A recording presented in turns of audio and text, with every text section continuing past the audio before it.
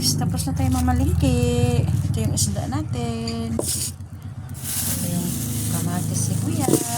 Tapos meron tayong itlog. Kapamalingki na tayo. Ito na yung gulay ko, hinimay ko na. Ito, may okra. May sitaw. Hinimay ko na para magluto na tayo.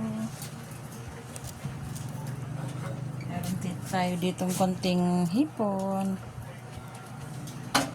Napalamig ko lang kasi wala pa akong wag dito butter.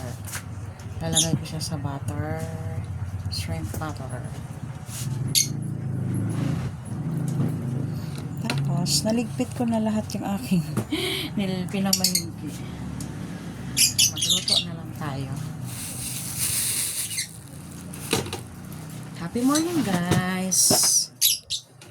Kayo, anong ulam nyo?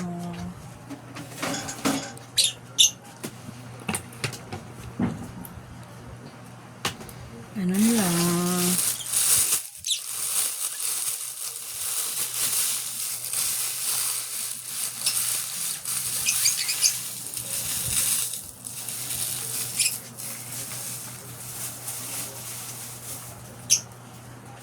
Thank you for watching guys.